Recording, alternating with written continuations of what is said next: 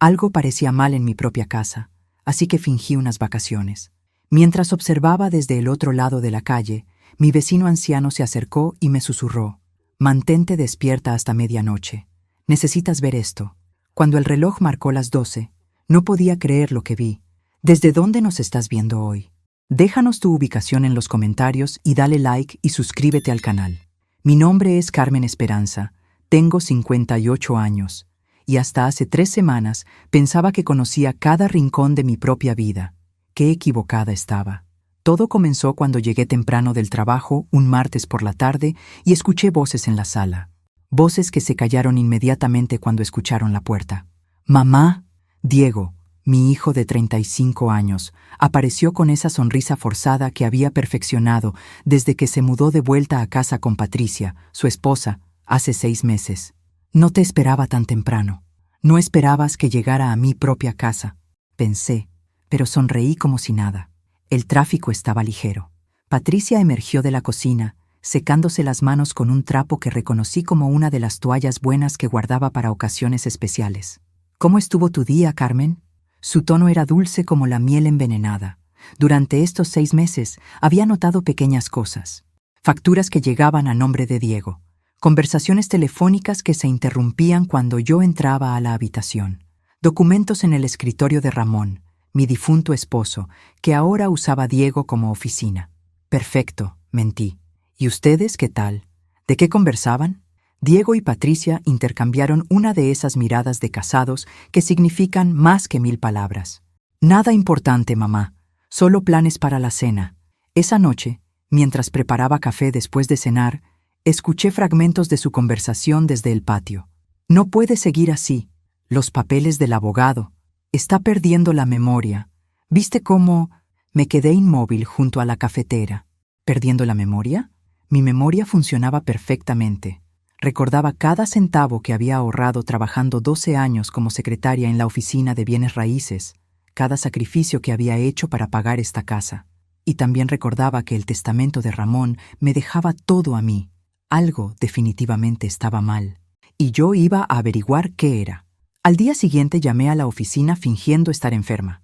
Patricia salió temprano a sus reuniones de trabajo que nunca había logrado identificar exactamente. Y Diego se fue a lo que él llamaba búsqueda de empleo, actividad que parecía consistir principalmente en almorzar con amigos. Registré mi propia casa como una intrusa. En el escritorio de Ramón encontré documentos que me helaron la sangre, formularios médicos en blanco para evaluaciones de competencia mental, información sobre hogares de ancianos, y lo más perturbador, una copia de mi testamento con anotaciones a lápiz en los márgenes. Pero lo que me partió el corazón fue encontrar un cuaderno con la letra de Patricia, página tras página documentando supuestos episodios míos. 27 de marzo, Carmen olvidó pagar la luz. Mentira. Yo siempre pagaba el día 15. 2 de abril, confundió el nombre de su propia hermana. Imposible. Elena había sido mi hermana por 56 años. Estaban construyendo un expediente para declararme mentalmente incapacitada. Esa tarde, cuando regresaron, actué normal. Sonreí. Preparé la cena. Pregunté por sus días. Pero por dentro, algo había cambiado. La Carmen ingenua que había confiado ciegamente en su familia había muerto. La mujer que tomó su lugar era más inteligente, más cautelosa y mucho más peligrosa. Don Ernesto, mi vecino de 78 años, me conocía desde que Ramón y yo nos mudamos aquí hace 20 años. Era viudo, pensionado de la compañía telefónica, y tenía la costumbre de sentarse en su porche observando el barrio, un testigo silencioso de 20 años de vida normal. Al 4.º día de mi investigación secreta, lo abordé mientras regaba sus rosas. «Don Ernesto, ¿ha notado algo diferente en mi casa últimamente?». Sus ojos, aún agudos a pesar de su edad, me estudiaron cuidadosamente. «Doña Carmen, usted sabe que yo no soy de chismes». «No es chisme, es supervivencia». Él asintió lentamente. «Han venido hombres durante el día, hombres de traje. Su nuera les abre la puerta. Su hijo no está, pero ella está siempre ahí para recibirlos. Hombres de traje, abogados, trabajadores sociales». Mi estómago se contrajo. «¿Qué tipo de hombres?». «Del tipo que carga maletines y toma muchas fotos.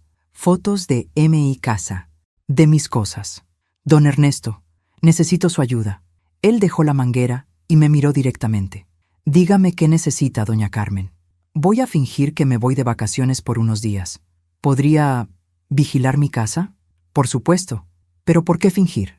Porque necesito saber qué pasa cuando creen que no estoy. Esa noche anuncié casualmente durante la cena. Mañana me voy a visitar a Elena por unos días. No he visto a mi hermana en meses. La reacción fue instantánea. Diego casi se atraganta con el agua. Patricia sonrió tan ampliamente que parecía que le dolían los músculos faciales. «Qué maravilloso, mamá», dijo Patricia. «Te va a hacer muy bien». «¿Cuántos días?» «Tal vez 4 o 5. Elena está un poco sola desde que murió Roberto». «Perfecto», murmuró Diego, y luego se dio cuenta de cómo sonaba. «Quiero decir, está perfecto que vayas a acompañarla». Esa noche empaqué una maleta pequeña. Al amanecer, Diego mismo se ofreció a llevarme a la estación de autobuses.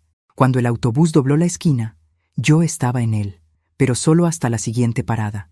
40 minutos después, estaba de vuelta en el barrio, instalada en la habitación de huéspedes de la señora Morales, 3 casas más abajo. Ella, viuda como yo pero de 70 años, había aceptado mi explicación simplificada. «Necesito observar mi casa sin que me vean».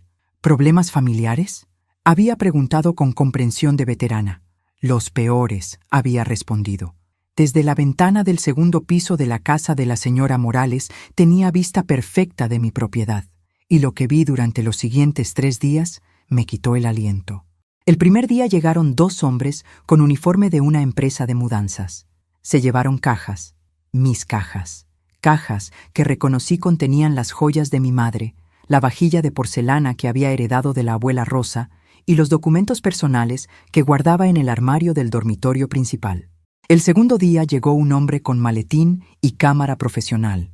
Patricia lo acompañó por toda la casa mientras él fotografiaba cada habitación, cada mueble, cada objeto de valor.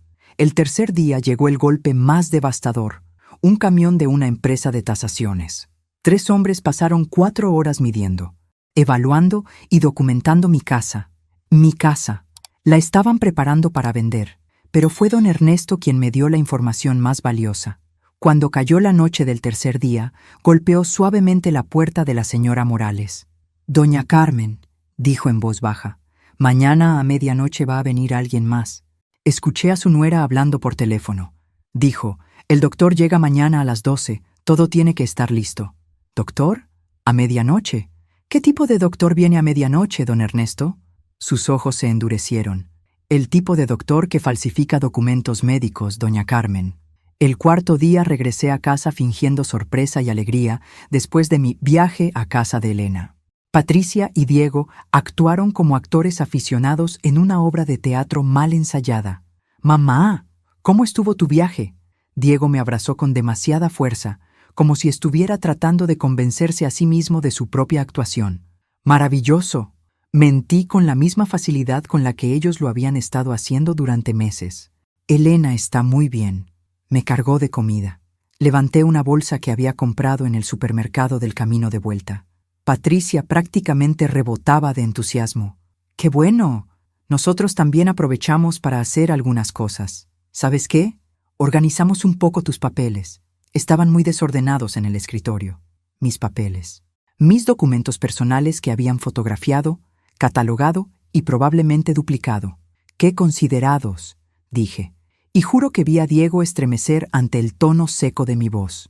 Esa tarde, mientras ellos susurraban en el patio, susurros cada vez menos discretos, inspeccioné mi casa. Faltaban cosas, pequeñas cosas que alguien que no viviera aquí no notaría.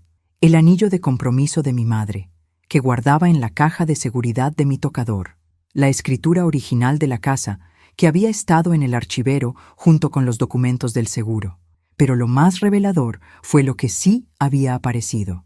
En el cajón de la cocina encontré frascos de pastillas que no reconocía. El nombre en la etiqueta decía Carmen Esperanza, pero yo no había ido a ningún médico. Y la fecha era de la semana pasada, cuando supuestamente estaba con Elena. Tomé fotos con mi celular. Después busqué en internet los nombres de los medicamentos. Sedantes suaves, ansiolíticos, medicinas que tomadas regularmente podrían causar confusión, pérdida de memoria, desorientación. Estaban drogándome lentamente. Todo encajaba ahora. Los episodios de olvido que Patricia había documentado cuidadosamente. Los momentos de confusión que Diego había mencionado casualmente en conversaciones telefónicas que yo había escuchado sin entender su contexto. Me habían estado envenenando sutilmente para crear evidencia de deterioro mental. Esa noche, durante la cena, Patricia sirvió mi té como siempre había hecho las últimas semanas. Tu té de manzanilla favorito, Carmen. Lo recibí con una sonrisa. Gracias, querida. Pero en lugar de tomarlo, esperé a que no estuvieran viendo y lo vertí discretamente en la maceta de la sala. La planta había muerto hace 2 semanas. Ahora sabía por qué. ¿Cómo te sientes hoy, mamá?, preguntó Diego con esa falsa preocupación que ahora reconocía como actuación pura. Ayer parecías un poco despistada. ¿Despistada? Fingí confusión. 2 podían jugar este juego. No recuerdo estar despistada. Patricia y Diego intercambiaron la mirada otra vez. La mirada que significaba, la evidencia está funcionando. Bueno, dijo Patricia suavemente, a veces las personas no se dan cuenta cuando están, ya sabes, teniendo pequeños lapsos. ¿Lapsos? La única que iba a tener lapsos sería ella cuando descubriera quién era realmente Carmen Esperanza. Después de fingir tomar mi té, actué ligeramente desorientada. Pregunté qué día era. Busqué mis llaves que tenía en la mano. Me quejé de dolor de cabeza. Patricia tomaba notas mentales de cada síntoma. Diego grabó discretamente con su celular cuando olvidé el nombre de nuestra sobrina. Eran buenos actores, pero yo había tenido 58 años para perfeccionar la supervivencia. Pasada la medianoche, cuando estaba segura de que dormían, llamé a Elena desde mi celular. Carmen, ¿estás bien? Son las 12:30. Elena, necesito que mañana vayas a mi banco y pidas hablar con el señor Vázquez, el gerente. Dile que soy tu hermana y que necesitas confirmar algo urgente sobre mi cuenta. ¿Qué quieres que confirme? Si alguien ha intentado hacer transacciones o cambios en mis cuentas sin que yo esté presente. Hubo silencio. Elena había sido cajera bancaria durante 30 años antes de jubilarse. Entendía las implicaciones. Carmen, ¿quién más tiene acceso a tu información financiera? Esa es exactamente la pregunta que necesito que hagamos. Voy mañana a primera hora. Elena, hay una cosa más. Si algo me pasa, si no puedes contactarme, o si alguien te dice que estoy enferma o confundida, no les creas. Y contacta inmediatamente a la licenciada Herrera. La licenciada Rosa Herrera había sido la abogada de Ramón y mía durante 15 años. Una mujer de 60 años que no se dejaba intimidar por nadie y que había visto suficiente avaricia familiar como para reconocerla desde lejos. Carmen, me estás asustando. Bien, el miedo te mantendrá alerta. Al día siguiente actué mi papel de mujer confundida con la dedicación de una actriz ganadora del Oscar. Pregunté por el nombre de la calle donde había vivido durante 20 años. Busqué las llaves del carro en el refrigerador. Dejé la estufa accidentalmente encendida. Patricia prácticamente vibraba de excitación documentando cada episodio. Pero por la tarde, mientras ellos creían que tomaba mi siesta, me escabullí al teléfono de la cocina y llamé a la licenciada Herrera. Carmen, qué gusto escuchar de ti. ¿Cómo están las cosas? Rosa, necesito verte urgentemente. Pero no puede ser en tu oficina y no pueden saber Diego y Patricia que te he contactado. Hubo una pausa. Rosa había manejado suficientes casos de abuso financiero hacia ancianos como para entender inmediatamente la gravedad de mi tono. ¿Café mañana en el centro comercial? Digamos las 11, en la cafetería del 2º piso. Perfecto. Y Rosa, trae todo lo que tengas sobre el testamento de Ramón y los documentos de la propiedad de la casa. Carmen, ¿necesitas ayuda inmediata? Puedo contactar a las autoridades si... Todavía no. Primero necesito entender exactamente qué están planeando. Pero cuando tengamos toda la información... Sí, vamos a necesitar toda la ayuda legal posible. Esa noche, mientras fingía dormir profundamente, efecto de los medicamentos que no estaba tomando, escuché pasos en el pasillo, pasos que se dirigían a mi habitación. Patricia entró sigilosamente, cargando lo que parecía ser una cámara pequeña. Durante 15 minutos estuvo instalando algo en mi habitación. Cuando finalmente se fue, esperé otros 30 minutos antes de investigar. Había puesto una cámara de vigilancia discreta en mi propia habitación, para documentar mis episodios nocturnos, supongo, o tal vez para asegurarse de que realmente estuviera tomando los medicamentos. Pero ya no importaba. Mañana iba a comenzar mi contraataque. Don Ernesto tenía razón sobre el doctor de medianoche, pero se había equivocado en una cosa. No era un doctor que falsificaba documentos. Era mucho peor que eso. El doctor que llegó a las 12:05 de la noche no parecía doctor en absoluto. Era un hombre delgado, de unos 40 años, con el tipo de nerviosismo que viene de hacer cosas que sabes que están mal. Lo observé desde mi ventana mientras Patricia le abría la puerta trasera. No llevaba maletín médico. Llevaba una mochila y algo que parecía ser equipo de grabación. Mi reunión con la licenciada Herrera esa mañana había sido reveladora y aterrorizante a la vez. Rosa había llegado con una carpeta llena de documentos que confirmaron mis peores sospechas. «Carmen, alguien ha estado haciendo preguntas sobre tu testamento», me había dicho mientras tomábamos café en la cafetería del centro comercial. La semana pasada, un abogado que no conozco llamó pidiendo información sobre los bienes de tu esposo. ¿Qué tipo de información? Específicamente sobre si existía algún testamento posterior al que tenemos registrado, y sobre tu capacidad mental para heredar. La sangre se me había helado. ¿Capacidad mental para heredar? Carmen, hay maneras legales de invalidar un testamento si se puede probar que el beneficiario no está mentalmente capacitado para administrar los bienes. Pero yo estoy perfectamente bien. Lo sé. Pero si alguien pudiera presentar evidencia médica de deterioro mental, evidencia de comportamiento errático, testimonios de familiares preocupados. Rosa había dejado la frase sin terminar. Podrían quitarme todo y transferir la herencia al siguiente en la línea sucesoria. En este caso, Diego. Durante el resto de nuestra reunión, Rosa me había explicado exactamente cómo funcionaba esta estafa. Era más común de lo que yo había imaginado. Familiares que drogaban sutilmente a sus parientes mayores, documentaban comportamientos preocupantes, conseguían evaluaciones médicas fraudulentas y luego peticionaban a los tribunales para declarar incompetente a la persona mayor. La clave, me había explicado Rosa, es que necesitan documentación médica oficial, un doctor licenciado que certifique deterioro mental. Ahora, mirando al hombre nervioso que Patricia había dejado entrar por la puerta trasera, entendí que había encontrado a ese doctor. Durante la siguiente hora, desde mi posición en la ventana, los vi preparar lo que obviamente era una consulta médica falsa. Instalaron equipo de grabación en la sala. El hombre sacó lo que parecían ser formularios médicos oficiales. Patricia y Diego ensayaron lo que parecían ser respuestas a preguntas. A la 1 de la mañana, Diego subió las escaleras hacia mi habitación. «Mamá», susurró, tocando suavemente mi puerta. «Mamá, despierta». Fingí despertar confundida y desorientada, como si los medicamentos realmente me estuvieran afectando. «¿Diego? ¿Qué hora es? ¿Pasa algo? Mamá, hay un doctor aquí». Patricia se sintió preocupada por ti después de los episodios de hoy. Así que llamamos a un especialista en problemas de memoria. Él puede hacer una evaluación rápida. ¿Un doctor? ¿A esta hora? Dejé que mi voz sonara confundida y levemente paranoica. No necesito ningún doctor. Mamá, por favor. Solo es una conversación rápida, para que todos estemos tranquilos. Bajé las escaleras, tambaleándome ligeramente, como si realmente estuviera drogada. En la sala encontré al hombre nervioso sentado detrás de una mesa improvisada, con formularios y una cámara de video. «Señora Esperanza», dijo con una sonrisa que no llegaba a sus ojos. «Soy el doctor Ramírez.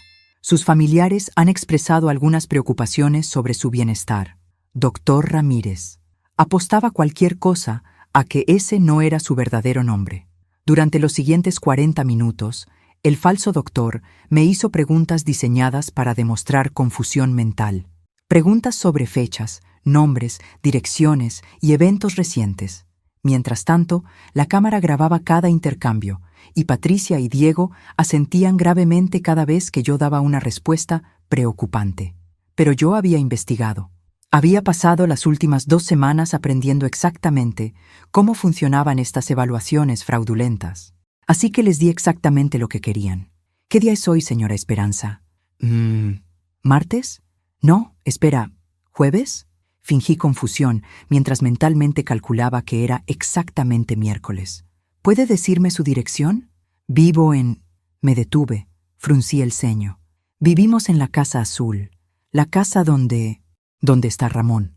Patricia y Diego intercambiaron miradas de satisfacción. ¿Quién es Ramón, señora Esperanza? Mi esposo, aunque dejé que mi voz se desvaneciera, como si estuviera tratando de recordar algo doloroso. A veces no sé dónde está. Ramón había muerto hace 2 años. Yo lo sabía perfectamente. Pero ellos no sabían que yo sabía lo que estaban haciendo. ¿Ha tenido problemas para recordar cosas últimamente? ¿Dificultades con tareas diarias? Los números se confunden, murmuré. Y a veces olvido si ya comí o si cerré la puerta o... Dejé que las lágrimas aparecieran en mis ojos. No fueron difíciles de producir. Solo tenía que pensar en la traición de mi propio hijo. El falso doctor tomaba notas furiosamente. La cámara capturaba cada momento de mi supuesta confusión. Señora Esperanza, ¿entiende por qué sus familiares están preocupados? ¿Preocupados? Dejé que mi voz subiera con lo que parecía ser pánico irracional. ¿Por qué están preocupados? ¿Hice algo malo? ¿Van a llevarme al hospital? Nadie va a llevarla al hospital, mintió Patricia suavemente. Solo queremos asegurarnos de que esté bien. Después de la evaluación, mientras el falso doctor empacaba su equipo, escuché fragmentos de su conversación con Diego. «¿Vis suficiente para el expediente? Los formularios estarán listos mañana. El otro 50% cuando se complete el proceso legal. Se estaban pagando para que me declararan mentalmente incapacitada. Cuando finalmente se fueron, subí a mi habitación fingiendo estar agotada y confundida. Pero en realidad estaba furiosa y completamente lúcida. Al día siguiente, mientras Patricia y Diego celebraban discretamente lo que creían era su victoria, yo puse en marcha la segunda fase de mi plan. Llamé a Elena. «Carmen, fui al banco como me pediste. El señor Vázquez me confirmó que alguien ha estado preguntando sobre tus cuentas. ¿Y hay algo más? Dime. Ayer alguien intentó añadir a Diego como cofirmante de tu cuenta principal. Presentaron documentos médicos que supuestamente mostraban que necesitas ayuda para manejar tus finanzas. ¿Qué tipo de documentos médicos? Una evaluación psiquiátrica fechada ayer, firmada por un doctor Ramírez. Bingo. Elena, ¿el señor Vázquez aprobó la solicitud? No. Dijo que necesitaba hablar contigo personalmente antes de hacer cualquier cambio. Pero Carmen, si ese doctor presenta documentos oficiales, no va a presentar nada oficial, porque no es un doctor oficial. Esa tarde, mientras Patricia y Diego seguían actuando como cuidadores preocupados, yo hice una llamada que iba a cambiar todo. Licenciada Herrera, necesito que investigues a un doctor Ramírez. Anoche estuvo en mi casa haciendo una evaluación psiquiátrica no autorizada. ¿No autorizada? Ni yo ni mi médico real solicitamos ninguna evaluación, y tengo razones para creer que este hombre no es un doctor licenciado. Carmen, eso es impersonación de un profesional médico. Es un delito grave. Tengo evidencia de todo en video. ¿En video? Sonreí por primera vez en semanas. Patricia instaló una cámara de seguridad en mi habitación para documentar mis supuestos episodios de confusión. Lo que no saben es que yo también instalé una cámara. Y mi cámara capturó toda la reunión de anoche. Carmen, ¿estás diciéndome que tienes evidencia en video de una consulta médica fraudulenta? Eso es exactamente lo que te estoy diciendo.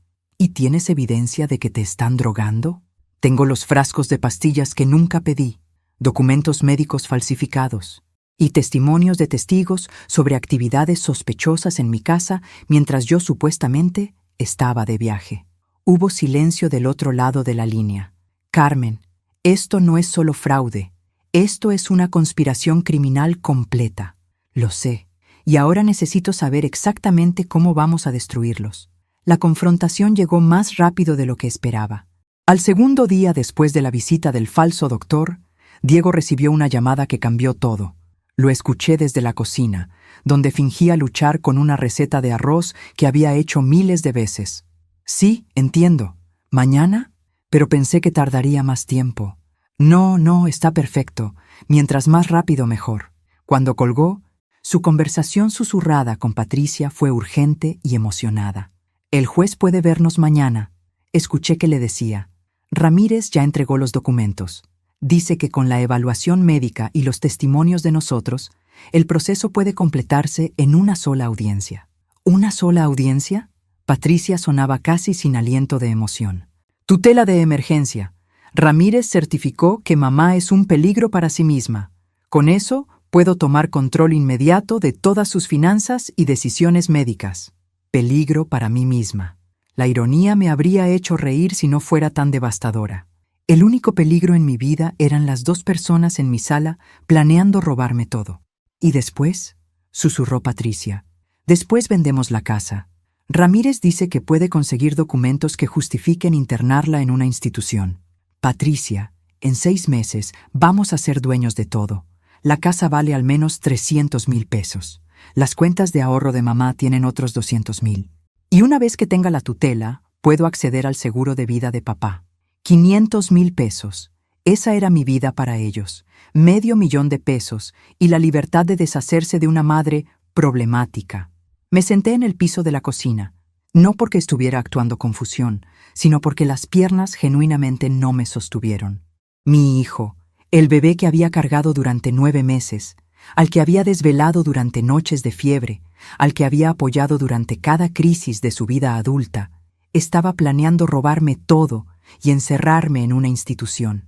Pero el shock solo duró unos minutos. Después llegó algo mucho más poderoso. Llegó la furia. Una furia fría y calculada que me hizo levantarme del piso con una determinación que no había sentido en años. Si querían jugar sucio, iban a descubrir que Carmen Esperanza había aprendido a jugar sucio mucho antes de que ellos nacieran. Esa noche, después de que se fueran a dormir, hice 3 llamadas telefónicas que cambiarían todo. La primera fue a la licenciada Herrera. Rosa, la audiencia es mañana, necesitamos actuar ahora. ¿Tan rápido? Tienen un juez corrupto o muy mal informado. Pero no importa. ¿Has podido investigar al doctor Ramírez? Carmen, vas a amar esto. No existe ningún doctor Ramírez con la licencia médica que aparece en los documentos que presentaron al banco. El número de licencia pertenece a un pediatra retirado de Guadalajara que murió hace 3 años. Entonces, estamos hablando de falsificación de documentos, impersonación de un profesional médico, fraude financiero y conspiración para cometer abuso de ancianos. En el mejor de los casos, están viendo 5 a 10 años de prisión. ¿En el mejor de los casos? Carmen, si puedes probar que te estaban drogando sistemáticamente, esto se convierte en intento de asesinato. La dosis de sedantes en esas pastillas, administrada a largo plazo, podría haber causado daño permanente o muerte. Intento de asesinato. Las palabras flotaron en mi mente como una revelación. No solo querían robarme, me querían muerta. ¿Qué necesitas de mí para mañana? Quiero que vayas a esa audiencia. Actúa confundida hasta que yo llegue. No firmes nada. No aceptes nada. No digas nada excepto que quieres un abogado. ¿Puedes hacer eso? Puedo hacer eso. La segunda llamada fue a Elena. Mañana van a tratar de declararme mentalmente incapacitada en una audiencia judicial. Necesito que vengas como testigo. ¿Testigo de qué? De que estoy perfectamente cuerda, de que he estado fingiendo confusión porque descubrí que me están envenenando. Carmen, esto suena a novela. Elena, ¿recuerdas cuando éramos niñas y mamá nos decía que a veces la vida es más extraña que cualquier historia? Sí. Bienvenida a mi vida siendo más extraña que cualquier historia. La tercera llamada fue la más difícil. Marqué el número de emergencia de la policía. Quiero reportar un intento de fraude y envenenamiento, dije cuando contestaron. ¿Está en peligro inmediato, señora? No en este momento, pero mañana van a tratar de robarme todo lo que poseo usando documentos médicos falsificados. Señora, ¿está usted bajo la influencia de alguna sustancia? La pregunta me hizo reír amargamente. Oficialmente sí. Mis familiares me han estado drogando con sedantes para hacer que parezca que tengo demencia. Extraoficialmente, he estado fingiendo tomar las drogas y he estado documentando todo. Señora, esto es muy serio. ¿Tiene evidencia de estas acusaciones? Tengo video, documentos falsificados, pastillas no prescritas y testimonios de testigos. Y mañana a las 10 de la mañana van a presentar todo ante un juez para obtener tutela sobre mí. Vamos a enviar a alguien a tomar su declaración. 40 minutos después, 2 oficiales de policía estaban sentados en mi sala mientras Diego y Patricia dormían arriba. Les mostré todo: los videos de la evaluación falsa, los frascos de pastillas, los documentos que había encontrado, las fotos que había tomado de los hombres que vinieron a evaluar mi casa. «Señora Esperanza», dijo la oficial más joven, una mujer de unos 30 años, llamada Sargento Morales, «esto es una de las conspiraciones de abuso de ancianos más elaboradas que he visto. ¿Van a arrestarlos? Vamos a estar en esa audiencia mañana», dijo el otro oficial, un hombre mayor llamado Teniente Vázquez. «Y en el momento en que presenten documentos falsificados ante un juez, van a ser arrestados por múltiples delitos graves. ¿Y si el juez les cree? Señora, tenemos evidencia de que los documentos médicos son falsificados. Tenemos video de la evaluación fraudulenta.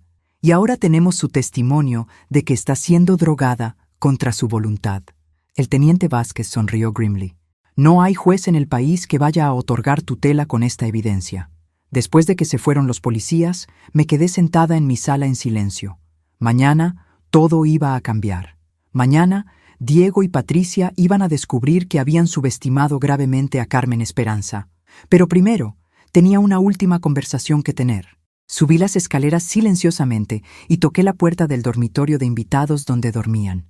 «Diego», llamé suavemente, «¿puedes venir un momento? No me siento bien». Diego apareció en pijama, con esa expresión de preocupación falsa que había perfeccionado.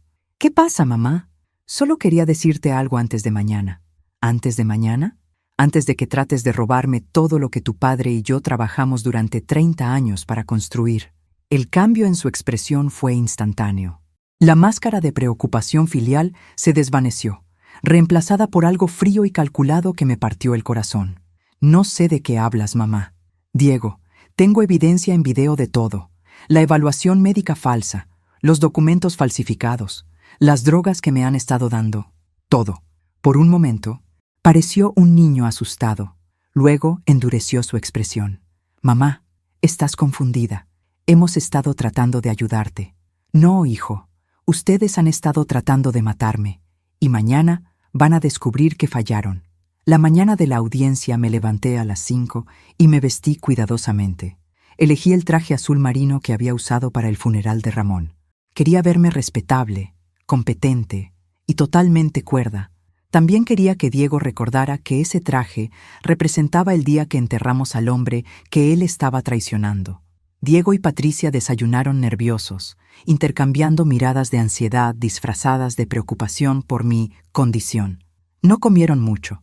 El estrés de estar a punto de cometer múltiples delitos aparentemente afectaba el apetito. «Mamá», dijo Diego mientras nos preparábamos para salir, «el doctor dice que puede ser confuso ir al tribunal, pero es importante para determinar cómo ayudarte mejor». «¿Ayudarme con qué?», pregunté, fingiendo confusión una última vez. «Con las cosas de la casa, mamá, con el dinero, para que no tengas que preocuparte por esas cosas difíciles». Patricia añadió con falsa dulzura: «Solo queremos que estés cómoda y segura, Carmen.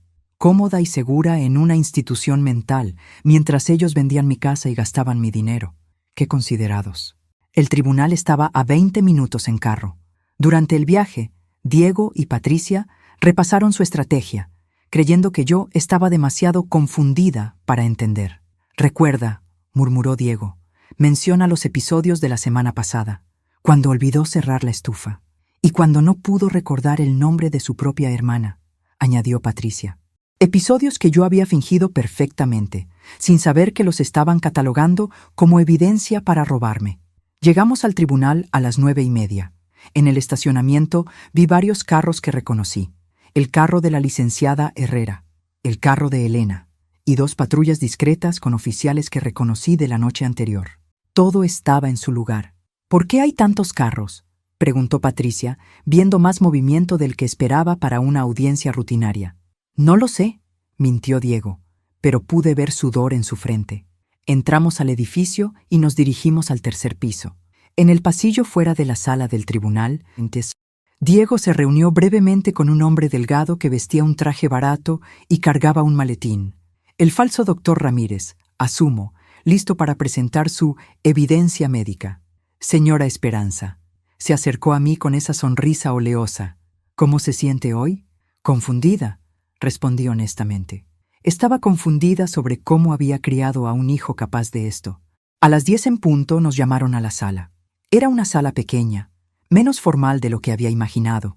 El juez, un hombre de unos 60 años con expresión severa, revisaba documentos mientras nosotros tomábamos nuestros asientos. Diego, Patricia y el falso doctor se sentaron del lado derecho. Yo me senté del lado izquierdo, sintiendo muy sola, hasta que la puerta se abrió y entraron la licenciada Herrera, Elena y, para mi sorpresa, don Ernesto. ¿Quién autorizó la entrada de estas personas?, preguntó el abogado de Diego, un hombre joven que claramente no había esperado oposición. Yo, dijo la licenciada Herrera, acercándose al juez. Su señoría, represento a la señora Carmen Esperanza en este asunto. Mi cliente no autorizó esta petición de tutela y está preparada para demostrar que es completamente competente para manejar sus propios asuntos. El juez levantó las cejas. Señora Esperanza, ¿usted solicitó representación legal? Por primera vez en semanas, dejé que mi voz sonara completamente clara y firme. Sí, su señoría. No solo solicité representación legal, sino que estoy aquí para presentar evidencia de que esta petición de tutela está basada en documentos médicos falsificados y evidencia fabricada. El silencio en la sala fue absoluto. Diego y Patricia se vieron como si hubieran visto un fantasma. El falso doctor parecía estar calculando la distancia hasta la puerta más cercana. Su señoría, intervino el abogado de Diego rápidamente. Mi cliente tiene evidencia médica de que la señora Esperanza sufre de deterioro mental significativo. Hay documentación de episodios de confusión, pérdida de memoria y comportamiento errático. ¿Y quién proporcionó esta documentación médica?, preguntó el juez. El falso doctor se levantó nerviosamente. Yo, su señoría, doctor Ramírez, realicé una evaluación completa de la señora Esperanza y encontré evidencia clara de demencia progresiva. La licenciada Herrera sonrió. Su señoría, ¿podría el doctor Ramírez proporcionar su número de licencia médica para el registro? Por supuesto, dijo el falso doctor, recitando una serie de números. Perfecto, dijo Rosa. Su señoría, esa licencia médica pertenece al doctor Antonio Ramírez, un pediatra que murió hace 3 años en Guadalajara. Tenemos documentación oficial de su muerte y la cancelación de su licencia. El juez se enderezó en su silla. ¿Está diciendo que este hombre está usando la identidad de un médico muerto? Eso es exactamente lo que estoy diciendo, su señoría. Y tenemos evidencia en video de él realizando una evaluación médica fraudulenta en la casa de mi cliente. En ese momento, los 2 oficiales de policía que habían tomado mi declaración entraron a la sala. Su señoría, dijo el teniente Vázquez, tenemos órdenes de arresto para Diego Esperanza, Patricia Moreno y el hombre que se identifica como doctor Ramírez por múltiples cargos, incluyendo falsificación de documentos, impersonación de un profesional médico, fraude financiero y conspiración para cometer abuso de ancianos. Lo que siguió fue caos. Diego saltó de su silla gritando que todo era un malentendido. Patricia empezó a llorar, insistiendo en que solo estaban tratando de ayudarme. El falso doctor trató literalmente de huir, pero fue tacleado por el sargento Morales antes de llegar a la puerta. ¡Mamá!, Diego me gritó mientras le ponían las esposas. «Esto es un error. Todo lo que hicimos fue porque te amamos». Me levanté lentamente y caminé hacia él. Por un momento vi al niño pequeño que había sido. Luego recordé las pastillas diseñadas para confundirme, la evaluación médica falsa, los planes para vender mi casa e internarme. «Diego», dije calmadamente, «si esto es tu versión del amor, prefiero el odio». Mientras los llevaban esposados, Elena se acercó y me tomó del brazo. «Carmen, ¿estás bien?». Miré alrededor de la sala. El juez estaba revisando la evidencia que Rosa había presentado. Don Ernesto me sonreía con orgullo desde su asiento. Los oficiales estaban completando los arrestos. «Elena», dije, sintiendo una paz que no había experimentado en meses. «Por primera vez en mucho tiempo, estoy perfecta». El juez golpeó su martillo. «La petición de tutela es denegada, señora Esperanza. Lamento profundamente que haya sido víctima de esta conspiración. Las autoridades correspondientes se encargarán de procesar a los responsables». Salimos del tribunal al sol brillante del mediodía. La pesadilla había terminado, pero sabía que el verdadero trabajo apenas comenzaba. Tenía una vida que reconstruir, una casa que limpiar de traición y una nueva comprensión de quién era realmente Carmen Esperanza. Resultó que era una mujer mucho más fuerte de lo que nadie había imaginado, incluyéndome a mí. 3 días después del arresto de Diego y Patricia, estaba sentada en mi sala bebiendo café real, no drogado, cuando sonó el timbre. A través de la mirilla vi a una mujer elegante de unos 40 años que no reconocí. Señora Esperanza, soy Gabriela Vázquez, del periódico El Universal. ¿Podríamos hablar sobre lo que pasó en el tribunal? Periodista. Aparentemente, la historia de una conspiración familiar para drogar y robar a una anciana había captado la atención de los medios. No tengo comentarios, dije a través de la puerta. Señora, entiendo su reserva, pero hay otras familias pasando por situaciones similares. Su historia podría ayudar a otras víctimas de abuso de ancianos. Otras víctimas. Esas palabras me detuvieron. Durante toda esta pesadilla, había estado tan enfocada en mi propia supervivencia que no había considerado que esto pudiera ser parte de un patrón más grande. Abrí la puerta. Tiene 5 minutos. Gabriela resultó ser una periodista investigativa que había estado siguiendo una red de doctores y abogados corruptos que se especializaban en esquemas de tutela fraudulenta. Lo que había pasado en mi familia no era un caso aislado. En los últimos 2 años, me explicó mientras tomaba notas, hemos documentado al menos 12 casos similares en la ciudad. Familias que drogan a sus parientes mayores, obtienen evaluaciones médicas falsas y luego usan el sistema judicial para robar legalmente sus propiedades. ¿Y qué pasa con las víctimas? La mayoría termina en instituciones de cuidado de ancianos de baja calidad, donde el resto de sus activos se agota pagando por cuidados que no necesitaban en primer lugar. Me quedé helada. Ese había sido mi destino. Si no hubiera descubierto el plan a tiempo, en este momento estaría sedada en alguna institución mientras Diego y Patricia vendían mi casa y gastaban mis ahorros. Señora Esperanza, el hombre que se hacía pasar por Dr. Ramírez, hemos descubierto que ha estado involucrado en al menos 6 casos similares. Usted fue la primera víctima que logró exponerlo. ¿La primera? La primera en mantenerse lo suficientemente alerta para documentar evidencia. La primera en tener el valor de pelear. Después de que Gabriela se fue, no pude quitarme de la cabeza la idea de esas otras víctimas. Esa noche llamé a la licenciada Herrera. Rosa, ¿qué va a pasar con Diego y Patricia? Van a enfrentar múltiples cargos, probablemente de 5 a 10 años de prisión si son encontrados culpables. ¿Por qué? ¿Y el falso doctor? Ese es interesante. Resulta que se llama Marcos Delgado y tiene un historial criminal extenso. Falsificación, fraude, impersonación. Si lo condenan por esto, probablemente nunca saldrá de prisión. Rosa, una periodista me dijo que hay otras víctimas. ¿Podría yo hacer algo para ayudarlas? Hubo silencio del otro lado de la línea. Carmen, ¿estás pensando en testificar en otros casos? Estoy pensando en asegurarme de que lo que me pasó a mí no le pase a nadie más. Eso sería admirable y también peligroso. Si te conviertes en la cara pública de esta lucha, vas a hacer enemigos poderosos. Esa noche no pude dormir. Seguía pensando en las otras víctimas, en ancianos confundidos y drogados, preguntándose por qué sus propias familias los habían abandonado, en hijos y nietos gastando herencias robadas mientras sus padres se deterioraban en instituciones. Al día siguiente, tomé una decisión que cambiaría mi vida para siempre.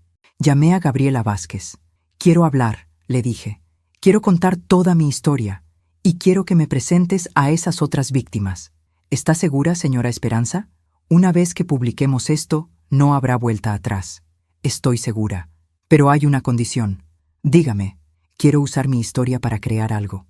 Un grupo de apoyo, una organización, algo que ayude a otros ancianos a protegerse de este tipo de abuso. ¿Qué tipo de organización?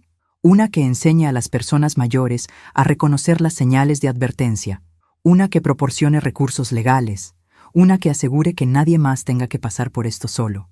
3 días después, la historia de primera página del El Universal tenía el titular: La abuela que destruyó una red de fraude. Carmen Esperanza expone conspiración familiar.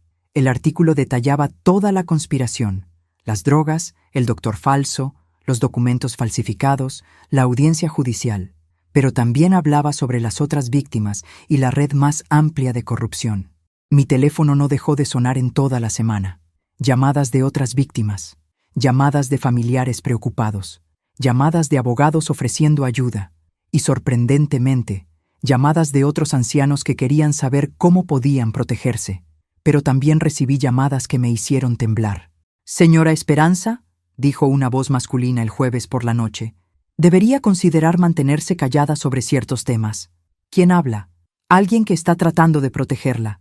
Hay personas poderosas involucradas en este negocio, personas que no van a estar contentas de que sus operaciones sean expuestas. Colgó antes de que pudiera responder. Al día siguiente, encontré mi carro con las llantas cortadas. El sábado, alguien rompió las ventanas de mi casa. El domingo, don Ernesto me llamó preocupado.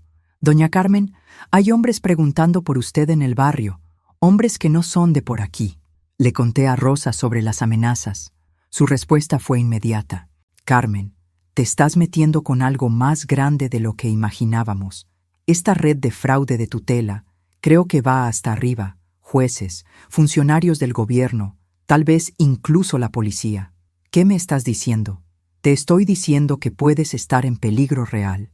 Y también te estoy diciendo que tienes una decisión que tomar». «¿Qué tipo de decisión? Si retirarte ahora y vivir tranquila el resto de tu vida, o pelear hasta el final sabiendo que puede costarte todo».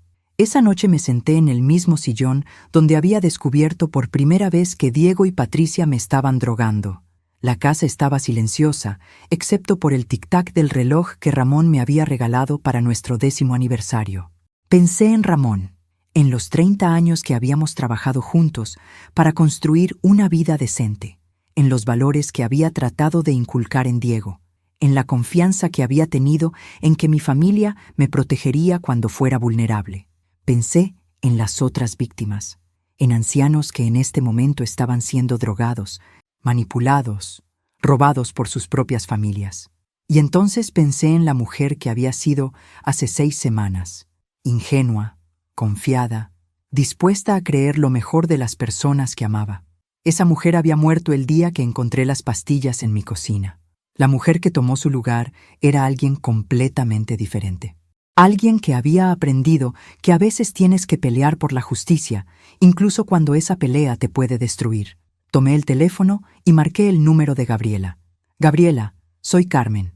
Quiero que publiques una segunda historia, una sobre las amenazas que estoy recibiendo, y quiero que menciones que no me voy a intimidar».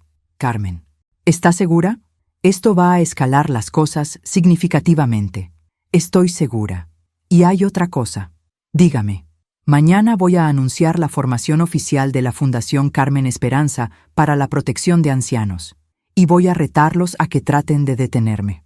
La segunda historia se publicó un miércoles, y para el viernes mi vida había cambiado completamente. El titular era aún más dramático que el primero.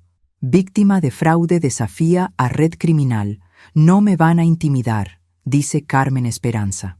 El artículo no solo detallaba las amenazas que había recibido, sino que también revelaba nueva información que Gabriela había descubierto. La red de fraude operaba en al menos 5 estados, había robado millones de pesos a víctimas ancianas e incluía la participación de funcionarios públicos corruptos. La reacción fue inmediata y abrumadora. El viernes por la mañana, 3 camionetas de noticias estaban estacionadas frente a mi casa. Mi teléfono sonaba cada 5 minutos con llamadas de reporteros, productores de televisión y otros medios de comunicación. Pero la llamada que cambió todo llegó a las 2 de la tarde. «Señora Esperanza, habla la LIC, Patricia Sandoval, del Ministerio Público Federal. Necesitamos hablar con usted inmediatamente». Ministerio Público Federal. Esto ya no era un caso local. ¿Sobre qué? Sobre el testimonio que puede proporcionar en una investigación federal sobre corrupción judicial y fraude organizado. 2 horas después, estaba sentada en una oficina gubernamental elegante, rodeada de agentes federales, fiscales y grabadoras. «Señora Esperanza», comenzó la LIC. «Sandoval, una mujer seria de unos 50 años con el tipo de presencia que hacía que prestaras atención. Su caso ha abierto la puerta a algo mucho más grande. ¿Qué tan grande? Una investigación federal que hemos estado construyendo durante 2 años. Su evidencia, su testimonio y especialmente su valor para exponerse públicamente nos ha dado las herramientas que necesitábamos para actuar. Pasé las siguientes 4 horas contando mi historia en detalle a un equipo de investigadores federales. Cada documento, cada grabación, cada conversación que había documentado durante mis semanas de investigación secreta. El falso doctor Delgado ya está cooperando, me informó uno de los agentes. Aparentemente, cuando se dio cuenta de que iba a enfrentar cadena perpetua, decidió que prefería hablar. ¿Y qué ha dicho? Nombres, direcciones, métodos de operación, una lista completa de víctimas durante los últimos 5 años. Y más importante, los nombres de los funcionarios públicos que estaban recibiendo sobornos para facilitar estos fraudes. ¿Incluyendo jueces? Incluyendo jueces. Cuando salí de esa reunión, entendí que ya no había vuelta atrás. No era solo Carmen Esperanza, víctima de fraude familiar. Era Carmen Esperanza, testigo federal en una investigación de corrupción que podría derribar a decenas de funcionarios públicos. Esa noche, Rosa vino a mi casa con noticias tanto buenas como preocupantes. Las buenas noticias, dijo mientras tomábamos té en mi cocina, es que el gobierno federal está tomando esto muy en serio. Van a asignar protección policial para tu casa. ¿Y las malas noticias? Las malas noticias es que Diego quiere verte. Me quedé inmóvil. ¿Qué? Su abogado me contactó. Dice que Diego quiere hablar contigo, que tiene información que podría ser importante para la investigación federal. ¿Qué tipo de información? No lo especificó. Pero Carmen, hay algo que debes saber. Diego no está en prisión. ¿Qué quieres decir? Pagó la fianza. Él y Patricia están libres mientras esperan el juicio. La idea de que Diego estuviera libre, caminando por las calles, sabiendo lo que me había hecho, me llenó de una rabia que no había sentido desde el día de los arrestos. ¿Dónde está? Esa es la cosa. Nadie lo sabe. Su abogado dice que está en un lugar seguro, pero no proporcionó detalles. ¿Un lugar seguro de qué? Aparentemente. Diego dice que también está recibiendo amenazas. Dice que las personas que dirigían esta red no están contentas de que haya sido expuesto. ¿Y él quiere que... ¿protección? Él quiere hacer un trato. Esa noche no pude dormir. La idea de ver a Diego otra vez, de escuchar su voz después de lo que me había hecho, me revolvía el estómago. Pero también sentía una curiosidad perversa. ¿Qué podría querer decirme? ¿Qué información podría tener que fuera valiosa para los federales? Al día siguiente llamé a la LIC. Sandoval.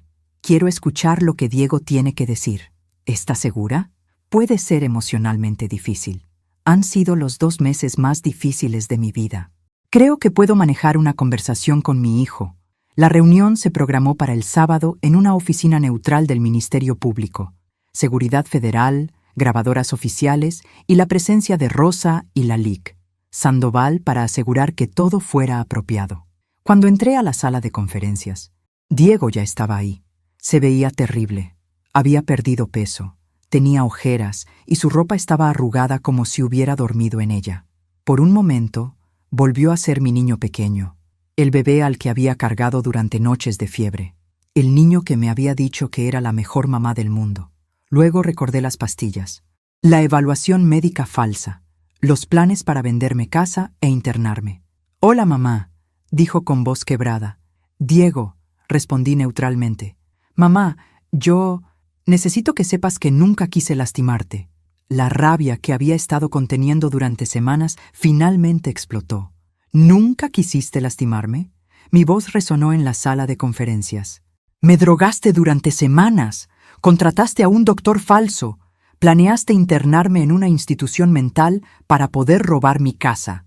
«No era mi plan», gritó de vuelta. «Era el plan de ellos. Yo solo estaba tratando de sobrevivir». ¿El plan de quiénes? Diego miró nerviosamente a los agentes federales. Luego de vuelta a mí. «Mamá, Patricia y yo debíamos mucho dinero. Dinero a personas muy peligrosas. Cuando no pudimos pagar, nos dijeron que había una manera de conseguir dinero rápido. Nos conectaron con las personas que dirigen esta operación». ¿Qué tipo de personas? Personas que se especializan en liberar activos de personas mayores que ya no los necesitan. Ancianos, Diego. Se especializan en robar a ancianos. Sí, está bien, sí, pero nos dijeron que era fácil, que tú nunca te darías cuenta, que sería mejor para ti estar en un lugar donde te cuidaran. ¿Y tú les creíste? Yo quería creerles, porque la alternativa era que las personas a las que les debíamos dinero nos mataran. La sala quedó en silencio. Diego estaba llorando ahora, lágrimas que podrían haber sido reales o podrían haber sido otra actuación. Diego, dijo Lalique. Sandoval calmadamente. ¿Quiénes son estas personas? ¿Quién está dirigiendo esta operación? Diego la miró. Luego me miró a mí. Mamá, si te digo lo que sé, van a tratar de matarme, a mí y a ti. Ya están tratando de matarme, respondí. La diferencia es que yo estoy peleando. Diego cerró los ojos, respiró profundamente y comenzó a hablar.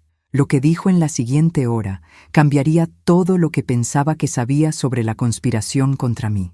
Todo comenzó con los casinos, dijo Diego secándose los ojos. Patricia y yo habíamos estado jugando en línea. Al principio era divertido, cantidades pequeñas, pero se nos fue de las manos. ¿Cuánto?, preguntó Lalique. Sandoval. 200,000 pesos. La cifra me golpeó como un puñetazo. Cuando no pudimos pagar, los prestamistas nos dijeron que había una solución. ¿Qué tipo de solución? Nos conectaron con una mujer llamada Sofía Mendoza. Dijo que dirigía un negocio que ayudaba a familias a acceder a herencias antes de que fuera demasiado tarde. ¿Herencias antes de que fuera demasiado tarde?, repetí. ¿Qué significa eso? Diego no podía mirarme a los ojos. Herencias de parientes mayores que ya no podían manejar su dinero apropiadamente. Ancianos competentes que ustedes convertían en incompetentes, tradujo uno de los agentes federales. Sofía tenía todo el sistema perfeccionado. Doctores que harían evaluaciones falsas, abogados que presentarían los casos, jueces que aprobarían las peticiones, todo a cambio de un porcentaje de los activos obtenidos. ¿Qué porcentaje? 30% para la organización, 70% para la familia. Hice los cálculos rápidamente. Mi casa y mis ahorros valían aproximadamente 500,000 pesos. Diego y Patricia habrían recibido 350,000 pesos. Más que suficiente para pagar sus deudas de juego. ¿Y yo habría terminado dónde exactamente? En la residencia San Miguel, murmuró Diego. Conocía ese lugar, una institución de cuidado de ancianos notoria por sus condiciones terribles y sus altas tasas de mortalidad. El tipo de lugar donde los residentes duraban meses, no años. Diego, dije con voz fría, me ibas a matar. No, solo te iban a cuidar hasta que muriera de negligencia. No respondió. No había respuesta que pudiera dar. Lalique. Sandoval se inclinó hacia adelante. Diego, necesitamos nombres. Nombres de todas las personas involucradas en esta operación. Durante la siguiente hora, Diego proporcionó una lista que me horrorizó. Sofía Mendoza, la coordinadora principal. Doctor Marcos Delgado, el doctor falso que ya estaba arrestado. Lic. Roberto Vega, un abogado corrupto. Juez Fernando Castillo, que había estado aprobando peticiones de tutela fraudulentas. Pero el nombre que me dejó helada fue el último. ¿Y quién más?, presionó Lalique. Sandoval. Directora Marina Salinas. ¿Directora de qué? De la residencia San Miguel. Ella recibe a los ancianos después de que se completan las tutelas. Y se asegura de que no vivan lo suficiente para causar problemas. El silencio en la sala fue absoluto. ¿Estás diciendo que la directora de un hogar de ancianos está matando sistemáticamente a los residentes? Negligencia médica, medicación incorrecta, accidentes. Nada que parezca intencional. Pero Sofía me dijo que el promedio de vida en San Miguel después de una tutela involuntaria es de 6 meses. 6 meses. Me habrían robado mi casa y mis ahorros, y luego me habrían matado en 6 meses. ¿Cuántas víctimas?, preguntó uno de los agentes. En los 2 años que Sofía ha estado operando, tal vez 50 familias, 50 ancianos robados y probablemente asesinados. Una operación criminal masiva disfrazada como protección de adultos mayores. Diego, dije, y por primera vez mi voz se quebró. ¿Cómo pudiste hacerme esto? Mamá, yo... Se detuvo, luchando por encontrar palabras. Patricia dijo que tú ya habías vivido tu vida, que habías tenido tu matrimonio, tu casa, tus años buenos. Dijo que era nuestro turno. ¿Y tú estuviste de acuerdo? Yo tenía miedo. Las personas a las que les debíamos dinero dijeron que si no pagábamos nos iban a matar. Patricia dijo que era la única manera. ¿Así que decidiste matarme a mí en su lugar? No decidí matarte, gritó Diego, golpeando la mesa. Solo quería el dinero. Sofía dijo que te cuidarían bien, que estarías cómoda, en una institución donde los residentes mueren en 6 meses. Yo no sabía eso entonces, pero ¿lo sabes ahora? Sí. ¿Y por eso estás aquí? ¿Porque finalmente entendiste que estabas participando en asesinato? Diego se derrumbó en su silla. Estoy aquí porque Sofía descubrió que habías expuesto la operación, y ahora ella quiere matarnos a todos. ¿A todos? A ti, por destruir el negocio. A mí y a Patricia, por ser evidencia viviente de cómo funciona el sistema, y a cualquiera más que pueda testificar contra ella. Lallicomiteau, Sandoval y los agentes intercambiaron miradas significativas. ¿Has tenido contacto directo con Sofía Mendoza desde tu arresto? Ella me llamó hace 3 días. Dijo que tenía una opción simple: desaparecer para siempre, o ser eliminado. ¿Y qué le dijiste? Le dije que necesitaba tiempo para pensarlo. Pero mamá, Diego me miró directamente por primera vez. Ella va a venir por ti, especialmente después de que salga esta segunda historia en el periódico. ¿Cuándo? No lo sé, pero pronto. Cuando la reunión terminó, tenía más información de la que había querido. También tenía la confirmación de que mi vida estaba en peligro inmediato. Pero también tenía algo más: la satisfacción de saber que Diego finalmente entendía la magnitud de lo que había hecho. Y por primera vez, desde todo esto comenzó, vi algo en sus ojos que podría haber sido remordimiento genuino. No era suficiente para perdonarlo, pero era un comienzo. Esa noche, con agentes federales vigilando mi casa, me senté en mi sala y tomé la decisión más difícil de mi vida. No iba a esconderme de Sofía Mendoza. Iba a terminar lo que había empezado.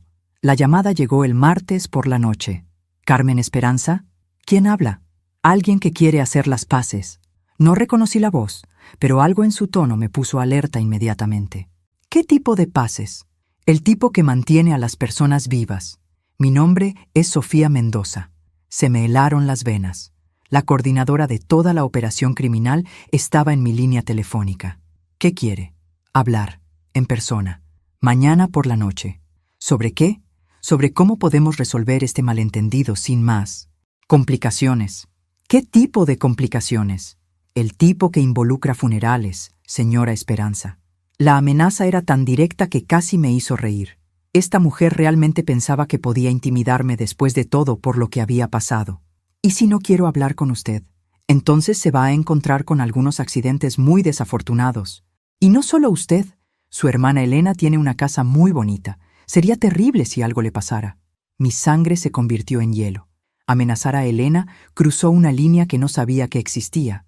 ¿Dónde? Pregunté con voz fría. ¿Conoce el restaurante Luna Nueva en la colonia Roma? Sí. Mañana a las 9 de la noche. Mesa para 2. Venga sola. Y si no vengo sola, entonces su hermana va a tener un accidente muy desafortunado el jueves por la mañana. Colgó antes de que pudiera responder. Inmediatamente llamé a la LIC. Sandoval. Su reacción fue predecible. De ninguna manera va a ir a esa reunión. Sí, voy a ir. Carmen. Esta mujer dirige una operación criminal que ha matado a docenas de personas. No está jugando. Yo tampoco estoy jugando. Puede matarla. Ya está tratando de matarme. La diferencia es que ahora tengo la oportunidad de confrontarla cara a cara. Carmen, esto es exactamente lo que ella quiere. Atraerla a un lugar donde pueda eliminarla sin testigos. No sin testigos, dije calmadamente. Con ustedes.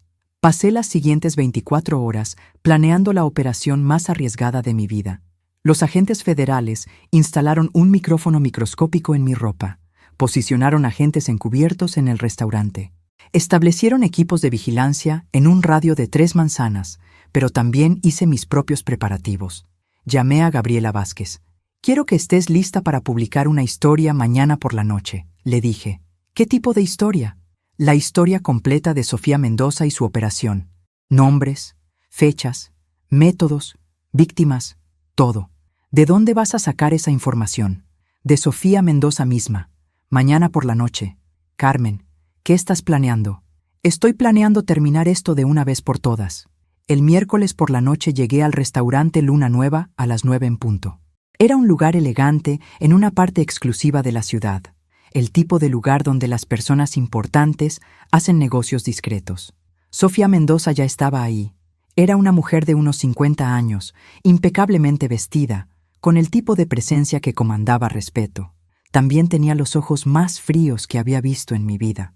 «Señora Esperanza», dijo levantándose cuando me acerqué a la mesa. «Qué placer conocer finalmente a la mujer que ha causado tantas molestias. El placer es mío», mentí, sentándome frente a ella. «Ordené vino», dijo, señalando una botella cara en la mesa. «Esperanza que no le moleste. No bebo con personas que tratan de asesinarme», sonrió. «Directa. Me gusta eso. Hagamos esto simple, señora Esperanza. Usted ha creado un problema para mi negocio. Un problema caro. Su negocio es robar y matar ancianos. Mi negocio es proporcionarle a las familias acceso a recursos que están siendo desperdiciados por personas que ya no pueden utilizarlos apropiadamente. ¿Esa es su justificación para el asesinato? ¿Asesinato?», se rió. «Señora Esperanza, las personas mayores mueren. Es lo que hacen. Yo simplemente me aseguro de que sus recursos no se desperdicien antes de que eso suceda naturalmente». ¿Naturalmente? ¿Drogar a alguien hasta la muerte es natural?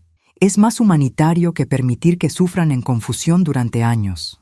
La frialdad en su voz me horrorizó. Esta mujer realmente creía que estaba haciendo un favor a sus víctimas.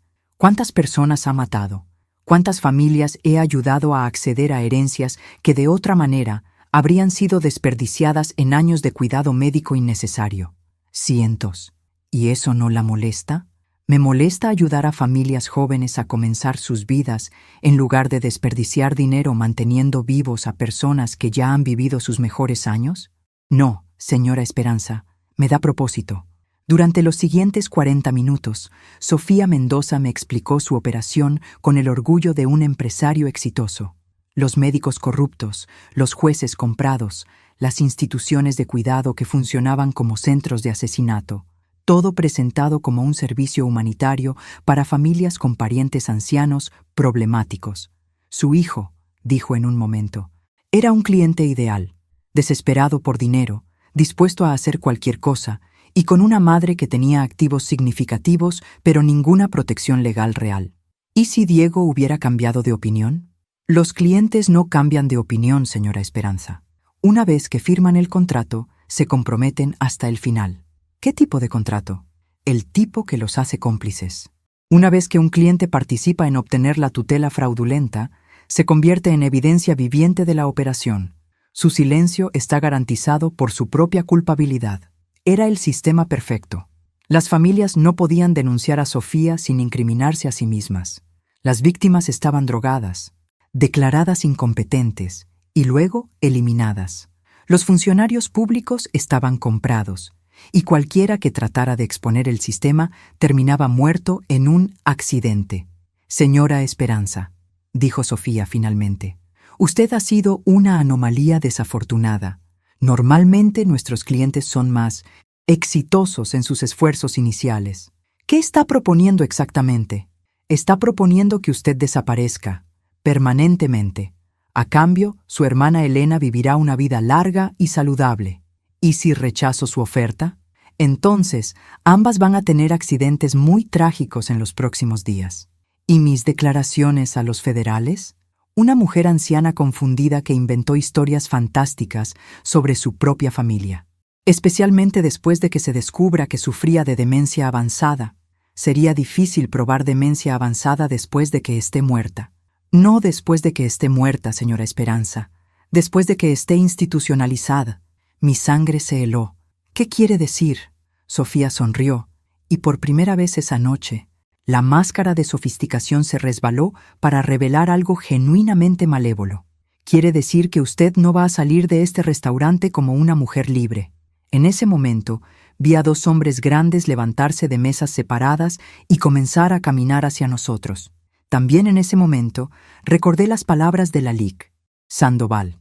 En el momento en que se sienta en peligro inmediato, diga la palabra clave. Sofía, dije claramente, creo que necesita un nuevo abogado.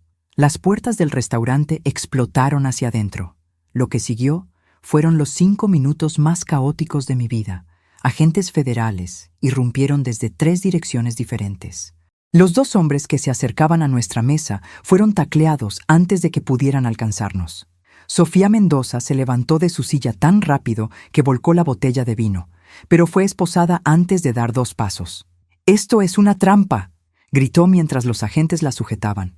«Ustedes no tienen idea con quién están metiéndose». «Sofía Mendoza», anunció la LIC. «Sandoval mientras entraba al restaurante.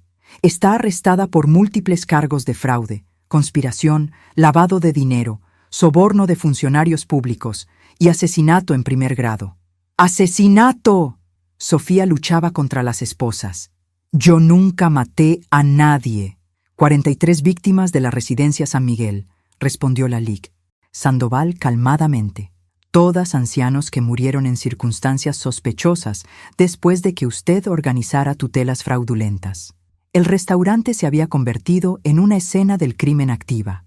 Los otros clientes fueron evacuados, los empleados fueron interrogados. Equipos forenses comenzaron a documentar evidencia. Y yo me senté en esa mesa, con mi micrófono aún transmitiendo, realizando que acababa de ayudar a derribar una de las operaciones criminales más sofisticadas que había visto México. «Carmen», la LIC. Sandoval se sentó a mi lado. «¿Está bien?». «Estoy perfecta», dije, y por primera vez en meses, realmente lo estaba. La grabación que obtuvimos esta noche va a ser evidencia clave en el proceso contra toda la red. Sofía Mendoza acabó de confesar a docenas de asesinatos. ¿Y ahora qué pasa? Ahora procesamos a todos los involucrados, los doctores corruptos, los abogados fraudulentos, los jueces comprados.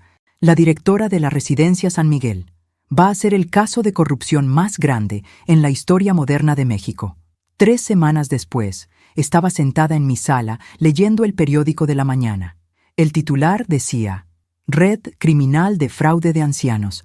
Desmantelada, 23 funcionarios públicos arrestados». El artículo detallaba los arrestos masivos que habían resultado de la investigación. Sofía Mendoza había sido formalmente acusada de 43 cargos de asesinato. El juez Fernando Castillo había sido arrestado en su propia corte. La directora Marina Salinas de la residencia San Miguel había sido encontrada muerta en su celda, aparentemente por suicidio. Y Diego había aceptado un acuerdo con los fiscales. 5 años de prisión a cambio de testificar contra todos los otros involucrados. No había ido a su sentencia, no porque no pudiera perdonarlo, aunque no podía, sino porque había cosas más importantes que hacer. La Fundación Carmen Esperanza para la Protección de Ancianos ahora operaba desde una oficina pequeña pero eficiente en el centro de la ciudad. Con el dinero del gobierno federal, como recompensa por mi testimonio y las donaciones que habían llegado después de la cobertura mediática, habíamos ayudado a más de 200 familias a identificar y prevenir esquemas de fraude similares. Elena había venido a visitarme esa mañana.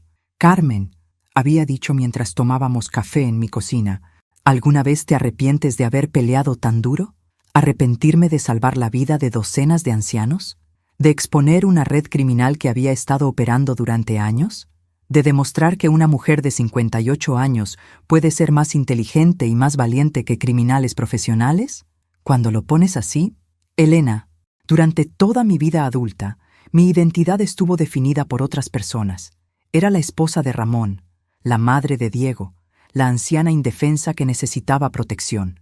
Esta experiencia me enseñó quién soy realmente. ¿Y quién eres realmente? Soy Carmen Esperanza, y resulta que soy mucho más fuerte de lo que nadie imaginó, incluyéndome a mí. Esa tarde, don Ernesto vino a visitarme como había estado haciendo todas las semanas desde el final del caso. «Doña Carmen», dijo mientras se sentaba en mi sala, «el barrio entero está orgulloso de usted». «¿Por qué?». «Porque nos demostró que nunca somos demasiado viejos para pelear por la justicia. Mi nieta dice que cuando crezca, quiere ser valiente como la señora Carmen». Don Ernesto, yo no me sentía valiente, me sentía aterrorizada la mayor parte del tiempo. «Doña Carmen, el valor no es la ausencia de miedo. El valor es decidir que hay algo más importante que el miedo». Mientras el sol se ponía esa noche, me senté en mi patio trasero con una taza de té real, no drogado, y reflexioné sobre los últimos 6 meses. Había perdido a mi hijo. Diego probablemente nunca sería parte de mi vida otra vez, y eso dolía de maneras que no había esperado. Pero había ganado algo más valioso. Había encontrado mi propia fuerza. Había descubierto que era capaz de enfrentar la traición más devastadora y no solo sobrevivir, sino prosperar. Había aprendido que la edad era solo un número cuando se trataba de pelear por la justicia, y había demostrado que una abuela de 58 años, con determinación, podía derribar una red criminal que había intimidado a funcionarios públicos y asesinado a decenas de personas. Mi teléfono sonó. Era Gabriela Vázquez. Carmen, tengo noticias emocionantes. Dime, tu historia está siendo adaptada para un documental y hay una editorial interesada en publicar tu libro. ¿Mi libro? La historia completa. De víctima a luchadora por la justicia. De anciana indefensa a fundadora de una organización que ha salvado cientos de vidas. ¿Y a quién le interesaría leer eso? Carmen, ¿estás bromeando? Eres un símbolo nacional. Las mujeres de tu edad te ven como una inspiración. Las familias con ancianos te ven como una protectora. Los criminales te ven como una amenaza. ¿Y yo cómo me veo? ¿Tú cómo te ves? Miré alrededor de mi patio. Las mismas plantas que había estado regando durante 20 años. La misma casa que Ramón y yo habíamos comprado cuando éramos jóvenes y llenos de sueños. El mismo lugar donde había descubierto que mi propia familia estaba tratando de robarme todo. Pero todo se veía diferente ahora, porque yo era diferente. Me veo como Carmen Esperanza, dije finalmente. Una mujer que aprendió que nunca es demasiado tarde para convertirse en quien realmente necesitas ser. Después de colgar, me quedé sentada en el silencio de mi patio, pensando en todas las víctimas que no habían tenido mi suerte. Los ancianos que habían confiado en sus familias y habían pagado con sus vidas. Las personas que habían muerto solas y confundidas, sin entender por qué las personas que amaban les habían hecho daño. Pero también pensé en las víctimas futuras que ahora estarían seguras, en las familias que habían aprendido a reconocer las señales de advertencia, en los criminales que ahora sabían que no todos los ancianos son blancos fáciles. Cuando las estrellas aparecieron esa noche, hice una promesa silenciosa a Ramón, al hombre que me había enseñado que el amor verdadero significa proteger a las personas que amas, no explotarlas. Ramón, susurré al cielo nocturno, nuestro hijo eligió traicionar todo lo que nos enseñaste, pero yo elegí honrar tu memoria peleando por la justicia. Espero que estés orgulloso. Y en el silencio de la noche, con las estrellas brillando arriba y mi casa segura alrededor de mí, sentí una paz que no había conocido en años. Carmen Esperanza había encontrado su propósito, y ese propósito era asegurar que ningún anciano volviera a pasar por lo que ella había pasado. La guerra había terminado, y ella había ganado.